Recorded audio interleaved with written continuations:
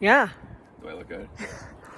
All right. What is going on, team? I'm checking in here with my road bike, and I wanted to give you guys the 3 upgrades that I had made to this road bike to basically make it as triathlon specific as possible. It's not laughing at me. And so, running through the upgrades real quick. So right here, number 1, Aero bars.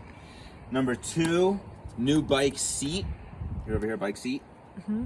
And number 3 was this Aero water bottle up in this cockpit area. So just going through like the importance of these, I've talked to you guys about Aero bars. By far the number 1 and most important upgrade to make. You pick up at least a mile an hour with the same level of effort when you're riding in an Aero position over like this versus seated up with a lot of wind and a lot of resistance coming up with your upper body picking up more space. Onto the seat. Come over here, Chelsea, so I can show the seat difference. So this is the original seat that came on my bike. My bike is just a standard Trek Emonda ALR5, and this is a really standard road saddle. And this is really designed to be ridden sitting upright. So the bulk of your body, or I guess like your sit bones, are really gonna be on the back of this saddle, and you're really not gonna have much pressure up on the nose. And so if you try to ride in like a triathlon, or if you try to ride more aero with one of these saddles, it's just not really built to be very comfortable for you. The pubic bones that we have that rest up on the front of the nose are basically just being jammed into by the narrowness of this. So I swapped it here. Just give a little side-by-side, Chelsea. So you can probably film it from this side and just do it straight on. So you can see here that this has what's called a split nose. So this is much wider, and this actually has a gap here, which isn't 100% necessary, but there are some models that offer this. And this is just basically much more comfortable to ride in when I am up more on the front of the saddle and with that rotated pelvic position. Onto the Aero water bottle. I feel like your camera work is a little spotty. How are you doing? Onto the Aero water bottle. All right, back up and just film me so I can talk.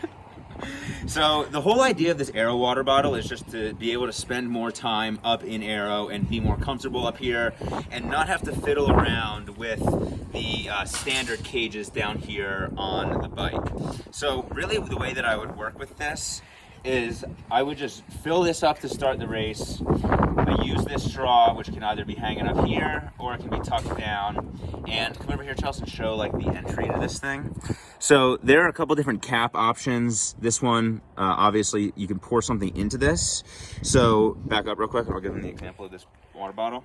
So really what I would do here is I would just take this water bottle and I would dump it right in here completely, and I would only drink out of this thing. And then I would just put the empty water bottle right back into the cage.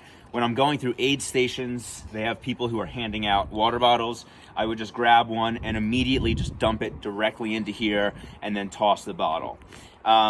So these are kind of the standard upgrades that I made. The only other one that's not really mentioned here is just renting race wheels. And that is definitely recommended whether you've got a road bike or a tri bike. Those are just a lot faster. But overall, like, these upgrades make a big difference, and they can basically just transition your bike from a road bike, and this bike specifically is actually designed for climbing. So this is designed really for upright riding. And these enhancements, which aren't really that big of a deal ultimately, can really transform how you ride the bike and how fast you can go.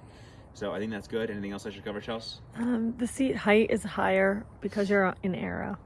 Yeah, so I did raise my seat height a little bit when I basically swapped seats. And that's ultimately just to get a little bit more on top of the pedals and be able to pedal a little bit more downward and slightly more backward. On a standard roadie, if your seat is a little bit lower, you can just tell that there's a bit of a, I guess like a negative angle here. Whereas on a triathlon bike, the seat post is pretty much directly vertical. So just bringing the seat forward, raising it a little bit, is just a good way to basically migrate the adaptation over towards the tri level without obviously changing the geometry of the bike that you can't totally adjust. Cool, thanks guys.